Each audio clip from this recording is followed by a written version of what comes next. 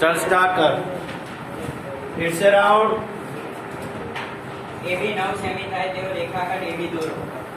એક કેન્દ્રિત 3 સેમી ત્રિજ્યાવાળું વર્તુળ તથા બી કેન્દ્રિત 4 સેમી ત્રિજ્યાવાળું વર્તુળ દોરો. દરેક વર્તુળને બીજા વર્તુળના કેન્દ્રમાંથી સ્પર્શક દોરો. રચનાના મુદ્દા લો. બરાબર છે. રેખાખંડ AB કેટલો આપેલો છે? 9 સેમી. ચલો તો પહેલા 9 સેમી રેખાખંડ AB, પછી બંને અંત્ય બિંદુએ બે વર્તુળ દોરવાના. બંને અંત્ય બિંદુએ અથવા તો રેખાખંડ AB નો દ્વિભાજક રચિત પહેલું વર્તુળ પણ દોરી શકાય છે. તમારે જે રીતે કરવો એ રીતે શક્ય છે. બરોબર. પહેલા AB 9 સેમી દોરો. અવાજ બંધ રાખો ભાઈ. હલો. AB કેટલા સેમી લેવાનું છે આપણે? 10 સેમી. 9. હા.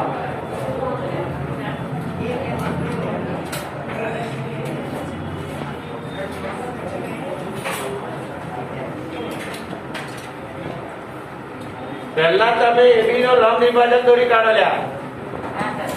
પછી આપણે કેન્દ્રિત વર્તુળ દોરીએ. AB નો એટલે પહેલા મોટું વર્તુળ આવી જશે.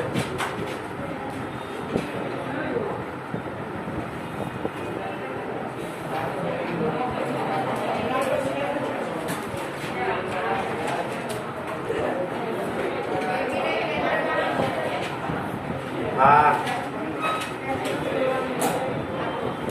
પહેલા AB 9 સેમી, પછી પહેલા આપણે AB નો લંબ દ્વિભાજક દોરી દઈએ. જે AB ને જ્યાં છે તે ત્યાં કયું નામ આપીશું આપણે? બસ ત્યાં સુધી દરેક પહોંચી જાઓ.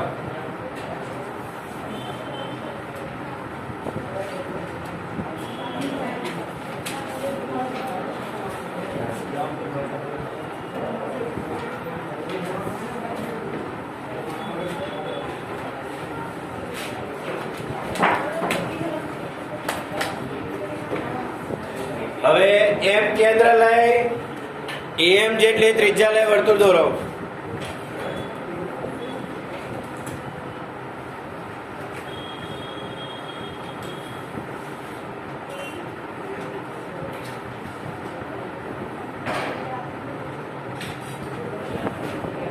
M કેન્દ્ર AM જેટલી ત્રિજ્યા લઈ વર્તુળ દોરો.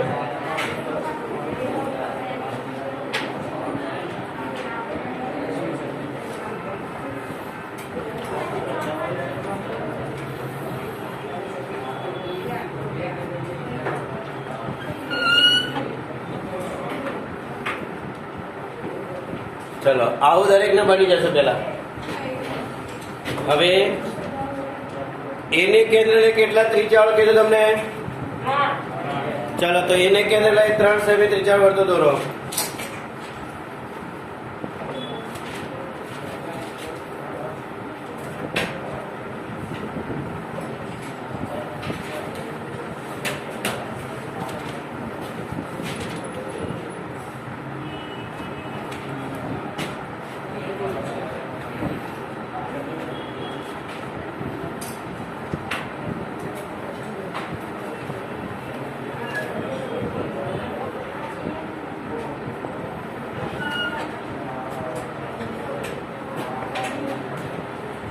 એ M કેન્દ્રિત વર્તુળને જ્યાં છે તે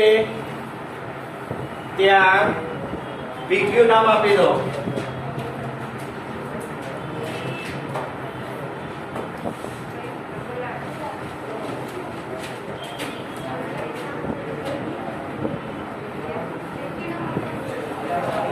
હવે 4 સેમી કઈ જગ્યાએ આવે છે?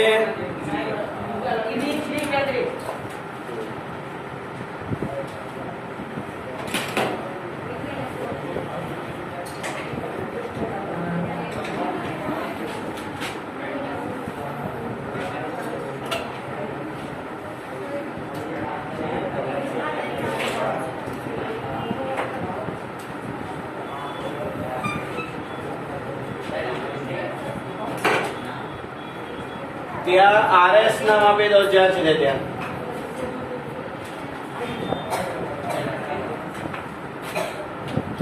હવે બી માં છે બીપી અને બીક્યુ સ્પર્શક, બીપી અને પીક્યુ.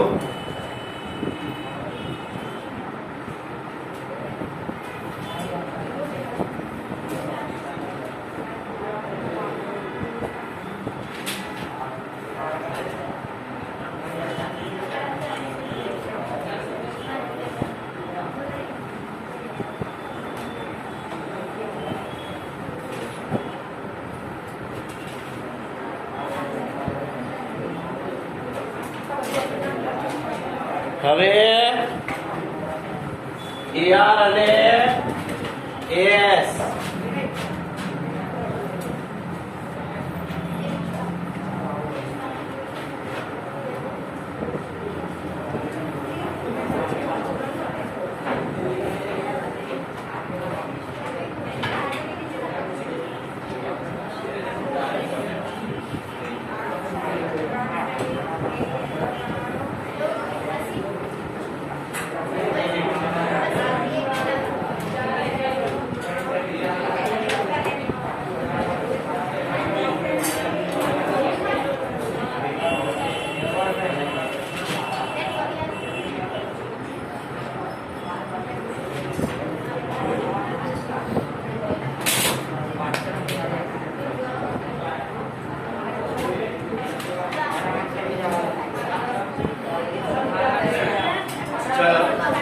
કુલ કેટલા સ્પર્શક દોરી શકાય બેટા?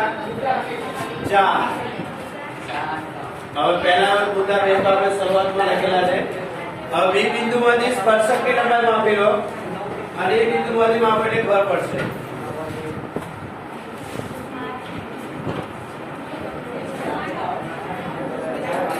અવાજ બંધ રાખીને કામ કરો યાર.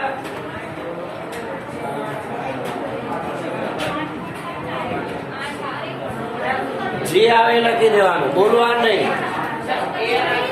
કેટલા આવે? હા, પછી આ કેટલા? બી આ 7 અને લખી દો તો પછી બી કેન્દ્ર બીપી અને બીક્યુ સ્પર્શકની લંબાઈ 8.5. માપી જો જેને જે રીતે આવતો બધા સરખું આવે. હો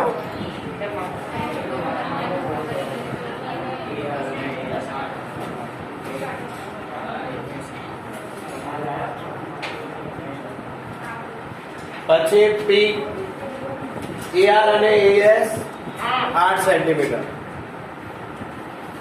આમ રેખાખંડના અંત્ય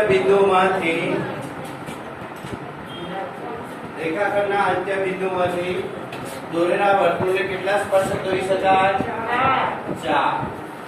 હવે તમને એક વસ્તુ કહી દઉં, એ કેન્દ્રિત વર્તુળની ત્રિજ્યા કેટલી છે? 3. અને બી કેન્દ્રિત વર્તુળની ત્રિજ્યા 4 ને 3 કેટલા થાય? 10 કરતા કેવા છે? નાના. તો બંને વર્તુળ એકબીજાને ક્યારેય સ્પર્શ થશે નહીં. એટલે તમારા પ્રશ્નો 10મા ચેપ્ટર વર્તુળમાં પૂછેલા છે કે ડી નું માં બંને ત્રિજ્યાઓ કરતા વધુ છે, ઓછું છે કે એના જેટલું થાય છે એવા પ્રશ્નો પૂછેલા છે. જો અહીંયા તમને બંને કેન્દ્રિત વર્તુળ વચ્ચેનું અંતર ડી તમને 10 આપેલું છે 9 અને બંને વર્તુળ ત્રિજ્યા 3 અને 4 એટલે 7 થાય. 9 કરતા 7 નાના છે, 9 મોટા છે અંતર. તો બંને વર્તુળો ક્યારેય એકબીજાને છેદશે અને જ્યારે બંને વર્તુળો એકબીજાને ન છેદે બેટા ત્યારે 4 સ્પર્શક દોરી શકાય. કેટલા દોરી શકાય? 4. આવા તમારા પ્રશ્નો ત્યાં છે આપેલા. અને જો બંને વર્તુળો એકબીજાને સ્પર્શતા હોય અને ડી અને બંને ત્રિજ્યાનો સરવાળો સરખો આવે, ડી અને બંને ત્રિજ્યાનો સરવાળો સરખો હોય તો બંને વર્તુળ બહારથી પરસ્પર એક જ બિંદુમાં છેદે. કેટલા બિંદુ છેદે? તો કેટલા સ્પર્શક દોરી શકાય? 2. 2 ને 3 કેટલા સ્પર્શક આવશે? 3 સ્પર્શક દોરી શકાય અને એમાં એક સ્પર્શક સામાન્ય હશે. એક સ્પર્શક કેવો હશે? સામાન્યનો અર્થ થાય કે બંને વર્તુળો જ્યાં છેદે, બંને વર્તુળ, માનો કે આ 3 સેમી વાળો છે અને આ 4 સેમી વાળો છે, આ બંને જ્યાં છેદે ત્યાં એક જ બિંદુમાં છેદતા હશે, ત્યાંથી તમે જે સ્પર્શક દોરી સામાન્ય થશે, બરાબર?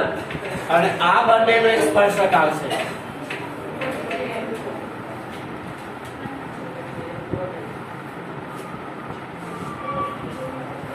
અને બીજો સ્પર્શક તમારે આવી રીતે આવશે.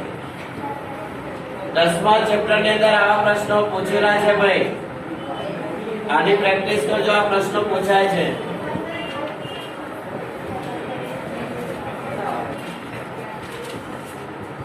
એટલે ડી નું માપ કેવું છે? ક્યારેક એવો પ્રશ્ન પણ છે કે તમને 3 સેમી ને 4 સેમી ત્રિજ્યાવાળું વર્તુળ જ આપેલું છે અને ડી નું માપ, સાંભળી લો, ડી નું માપ 6 સેમી હોય, ડી નું માપ 6 સેમી હોય તો બંને વર્તુળ કેટલા બિંદુમાં છેદે? બે વર્તુળોની ત્રિજ્યાનો ક્રમે 3 અને 4 છે. સુન લો પહેલા કેટલી છે? અને તમને બંને વર્તુળો વચ્ચેનું જે અંતર છે d એ 6 સેમી આપેલું છે. તે બંને વર્તુળોનો છેદ શું થાય? બંને વર્તુળ પરસ્પર કેટલા બિંદુમાં છેદે? ઉમદા સની ઉમદા શું જવાબ આપેલો? બોલ. બે બિંદુમાં છેદે, 3 બિંદુમાં છેદતા જાય બતાવી જાય કઈ રીતે છેદે. આમ જતો રહે તો તારા તો મૌખિક છે, આની અંદર ઉપયોગ ન કરવાનો. આ તો રચના છે, આ તો મૌખિક પ્રશ્નો છે પ્રકરણ 10 ના. એ ગમે ત્યારે એ બધો પ્રશ્ન પૂછો. સાંભળો, એટલે બે બિંદુઓ છે કે ડિસ્ટન્સ ત્રિજ્યાના સરવાળા કરતા ઓછું છે, એટલે બંને વર્તુળ એકબીજાને બે બિંદુમાં છેદશે.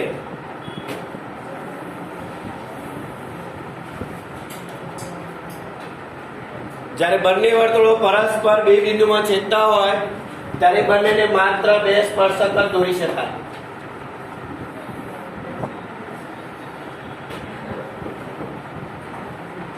સમજાઈ ગયો? ક્યારેક એવું પડે છે બંને વર્તુળો વચ્ચેનું ડિસ્ટન્સ આપણે ઓછું છે, આના કરતા પણ તમે ઓછું.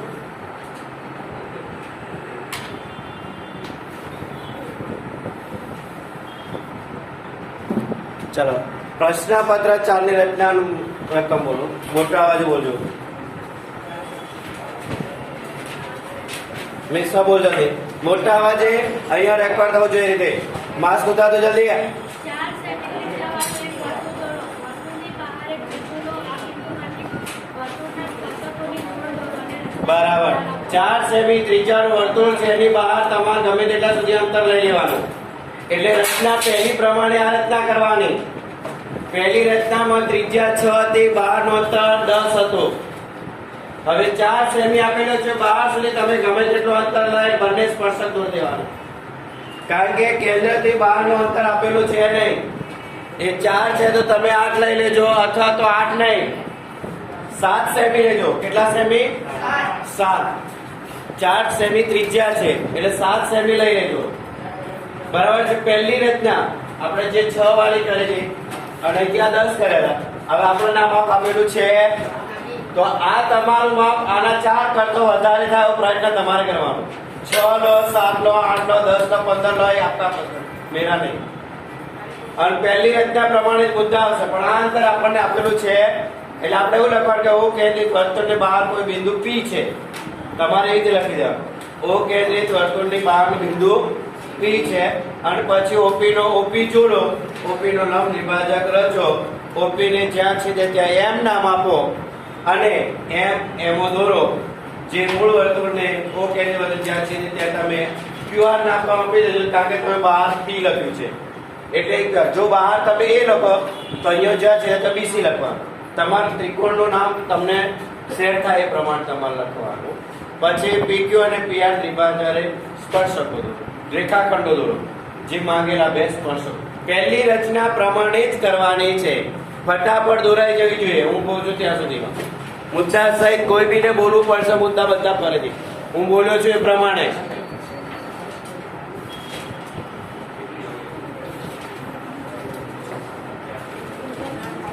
કોઈનો અવાજ ક્યાંયથી ના હોય, ફટાફટ કામ થઈ જવું જોઈએ.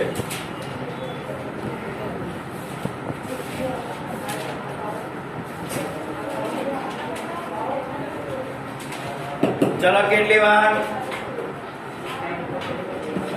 ચલો 4 સેમી ત્રિજ્યાવાળું વર્તુળ દોર્યું. હા, શું કેન્દ્ર નામ આપ્યું? ઓ. ઓ થી તમે કેટલો વિસ્તાર લીધું? 7. ચલો 7 લઈ લો. બહારનું બિંદુ કોઈ લીધું બેટા? P લીધું. ચલો હું P નો લંબ દ્વિભાજક દોરો જલ્દી.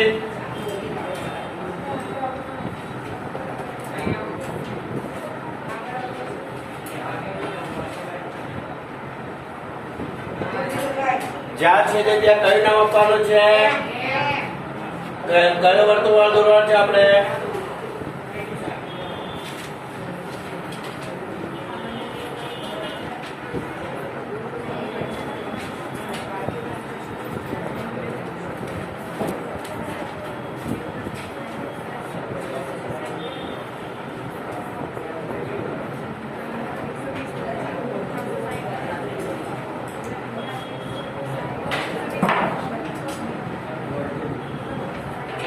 ચલો અહીંયા કયું નામ આવશે ભાઈ?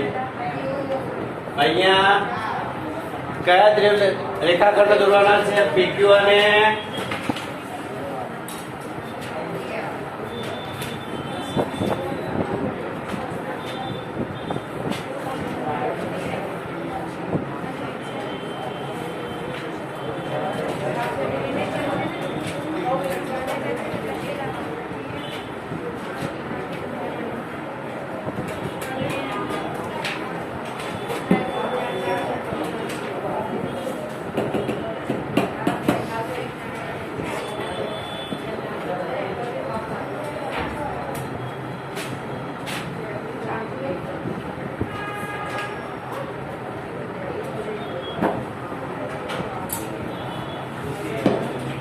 ચલો 5મી અને 6ઠ્ઠી રચના શું છે? પ્રશ્નપત્ર 5 બોલો.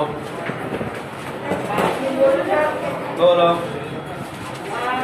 5 સેમી લંબાઈનો રેખાખંડ AB દોરો. એને કેન્દ્ર લઈ 4 સેમી ત્રિજ્યાવાળું વર્તુળ દોરો. B ને કેન્દ્ર લઈ બીજું 3 ચલો હવે અહીંયા ફરી એકવાર રિપીટ કરી દે. 8 સેમી લંબાઈનો રેખાખંડ. ચલો અહીંયા આપેલો રેખાખંડ કેટલા સેમીનો હતો? 9. હવે તમને કેટલા સેમીનો આપ્યો છે? 8. ચલો એટલે પહેલા રેખાખંડ AB નો લંબ દ્વિભાજક દોરી દેવાનો. પછી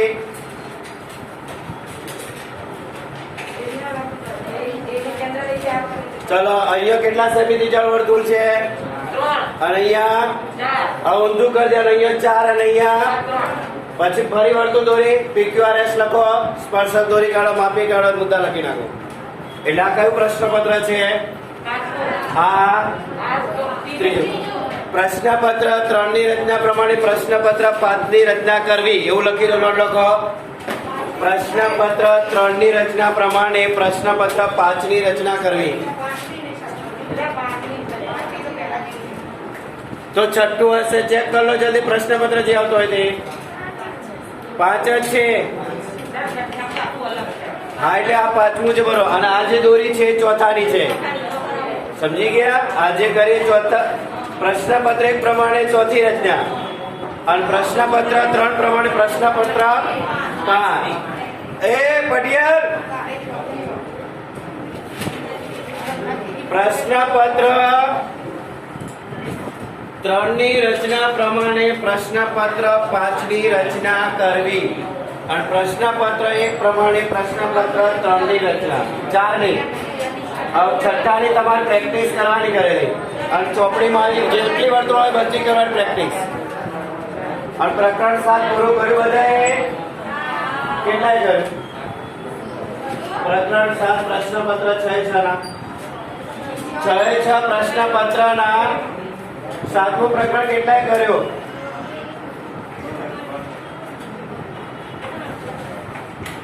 તમારે